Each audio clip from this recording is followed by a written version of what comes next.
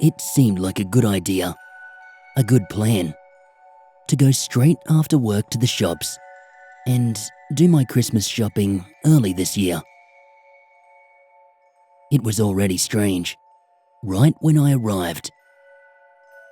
The centre was far too empty for a normal Thursday night. The sky too, it didn't seem very promising. Grey clouds rolling in, the cold wind getting harsher by the minute. At the time I'd bought my first item, a beautiful pair of long, brown gloves for my mother, half the shops had already closed. Everybody seemed rushed and worried. I figured it was just the weather. I didn't know that the centre was going to close early, and I certainly didn't know it would close that quickly and without warning. I was in the DIY shop when I suddenly needed the bathroom.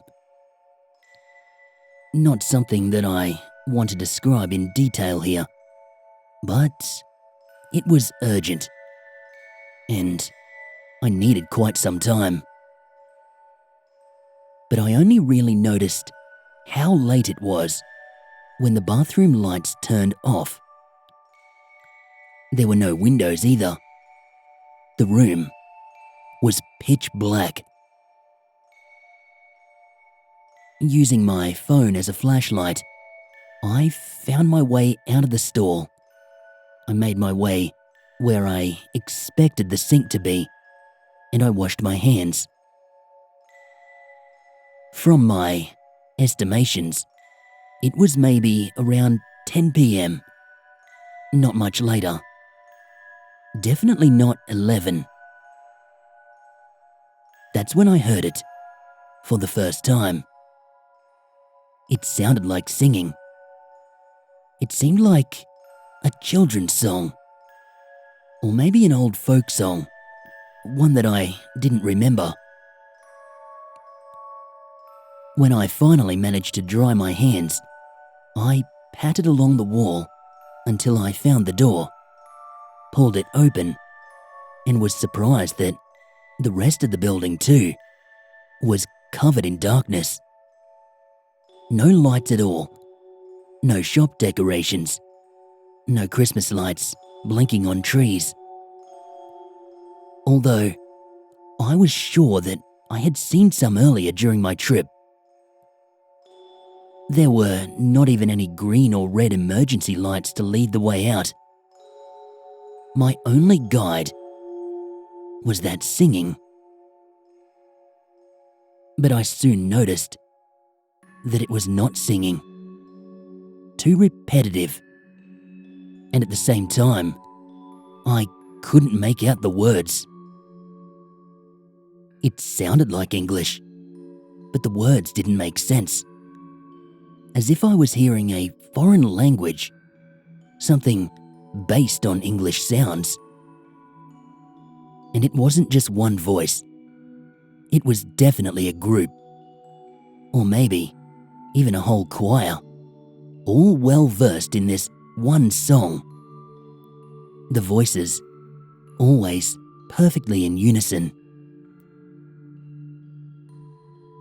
I stumbled my way back through the empty shopping areas.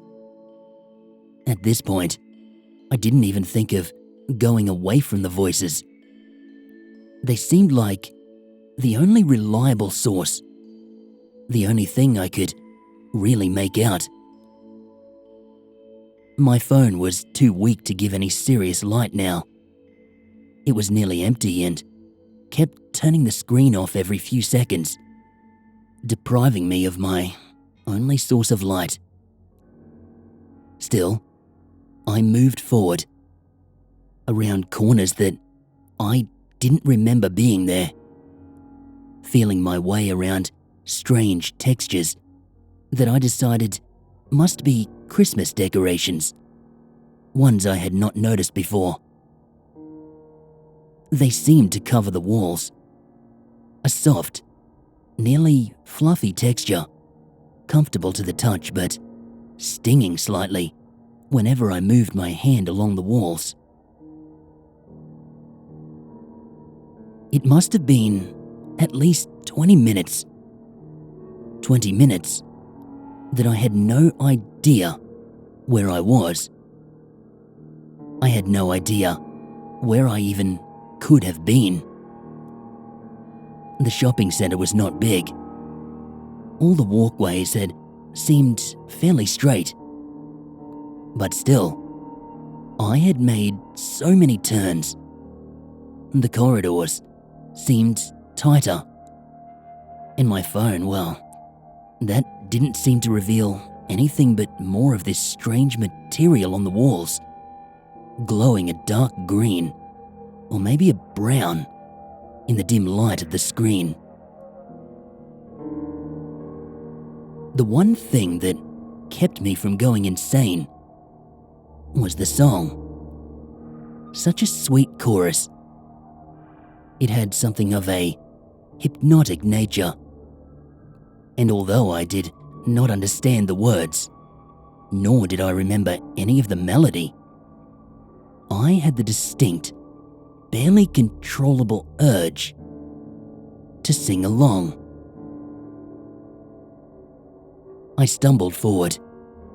The walls seemed to get closer every few steps, but I was not able to turn around. The choir called to me.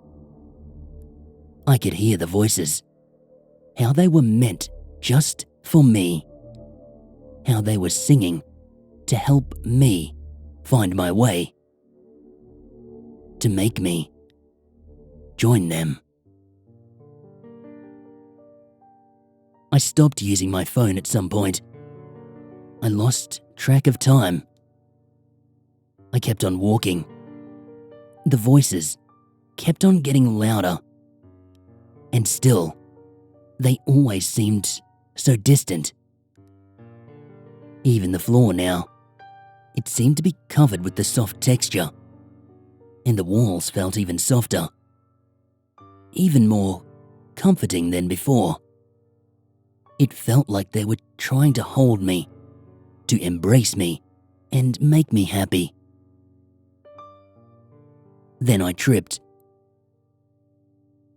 At first, I didn't know what it was. The choir seemed close now. Very close. Maybe just around the next corner. Without light, without even any sense of orientation, it was impossible to tell. I knew that my mobile was nearly empty, but one last time, I used it to shine around me, to find out what had made me trip. The light covered only a small area at any time. The soft green material appeared in every direction. I scanned the floor again and again. Whatever tripped me, it must have rolled away. I shone the light around me, slowly covering an ever-growing circle, whilst I worried about how empty the battery must be. The choir sang, more intense now than ever before. I could feel the passion of their chant, the deep energy, and the desire behind it, and how strongly it was calling to me. I could not resist. I pushed myself up on my hands, not an easy feat on the soft material, and I noticed how weak I felt. But I didn't care. They were calling me. They were chanting for me. I stumbled on, my phone in my hand. I don't remember clicking on my phone. Maybe it was an instinct or a twitch. But I suddenly saw the reflection. Something white, just on the floor to my right. The light turned off again. I moved closer, turned it on. Round. Maybe the size of a small melon. A ball, perhaps. The chant got more intense. I felt it around me, as if I was already part of it. My heart was already telling me to sing. But my curiosity got the better of me. I grabbed for the object. It was hard to the touch, smooth, with a few dents. I moved my fingers along it in something of a trance. Then, the object curved inwards. My fingers moved inside, deep inside. 2 fingers went smoothly, right in the center of the object. I moved my fingers out, felt more, and there was a second hole. I turned the object and shone my phone on it. A skull. My fingers sitting right inside the eye socket. I must have screamed. I don't remember screaming, but I remember hearing a scream. Then suddenly, silence. The chanting had stopped. Then, hissed orders, again, in a language I did not understand. But I understood the tone. Anger. Anger at the disruption. Anger against me. I tried to scramble upwards, but the ground was too soft, and I felt too weak. I pushed my hands and feet against the ground, but it just gave in and seemed to lock me in place like quicksand. I panicked. I tried to dig my fingers into the ground to pull myself forward, but the mass did not give in. I heard footsteps, quickly coming closer, hitting hard against solid ground.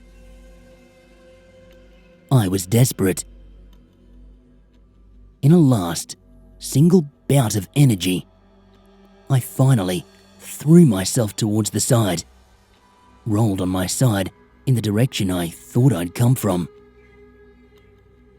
The room seemed to brighten, just slightly, not enough for me to see properly, but enough for me to notice that the light was coming closer. In exasperation, I pushed against the wall and the floor at the same time, dug my knees deep into the soft but sharp ground, and finally, I was back on my feet, running. I don't remember much of the way.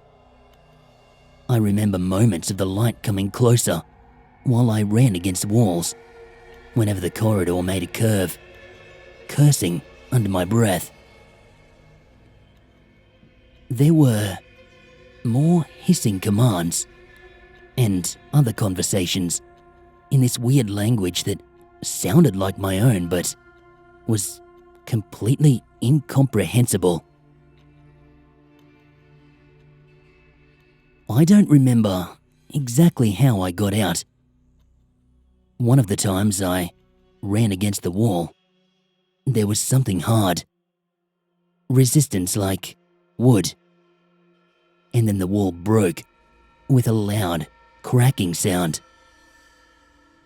I fell on a hard floor, screaming in pain, but at the same time, relieved to be on a ground I finally understood. I could hear curses just a few steps behind me. I jumped on my feet. Running on the hard ground was easy. It nearly seemed relaxing. At first, I didn't even notice that I could see again. I just kept on running in a straight line until I realized that I knew where I was. I was back in the mall, right next to the DIY shop, right next to the exit. Still running, I changed directions, turned left towards the exit, only to see, in the blinking Christmas lights, that there were heavy metal bars behind the doors. There were steps behind me, many steps, of at least 5 or 10 people. Without any alternatives, I still ran towards it, and I saw the thin window right to the left of the entrance doors. No bars. My only shot. Gathering up all of my strength, I sprinted forward, right towards that window. Not even the screams behind me could hold me back. My shoulder moved forward without me even thinking about it. I hit the hard window. Pain. Insufferable pain. The high-pitched sound of glass shattering. Screamed commands behind me. But I stumbled forward. I kept on running for about 2 blocks. Then I jumped into someone's front yard, and I fell on the freezing ground behind some bushes. Panting heavily, I tried so hard to calm my nerves. I listened for steps, screams, chants, anything. But the only thing I could hear was the white noise of cars on a distant street. I must have passed out after a few moments. When I woke up, I was cold. Far too cold. People around me, voices speaking to me. Sirens. Red and blue blinking lights hurting my eyes and ears. "Sir, are you okay? Sir, can you hear me?" I was released 2 days later. That was nearly 2 years ago. The mall reported that there had not been any broken windows, nor did I appear on their security tapes. No shopkeeper remembered me. Nobody believed me. They sent me to a therapist. I still go, once every 2 weeks, to tell her about my day. She says it was likely a hallucination, maybe because of drug abuse or dehydration. But I don't believe her. I know what I saw, what I felt, and I know what I heard. Occasionally their chants still invade my dreams. But I'm okay. Life is normal now. But I know for sure I will never do my Christmas shopping early again. I want to be among people. I want to squeeze through the crowds. I'm scared of being alone. I'm scared of the dark. I want to have light, and I want to see people. I know it all sounds crazy. I know that nobody believes me. Probably not even you. But I'm sure it actually happened. I'm sure I'm not crazy. I still have those gloves.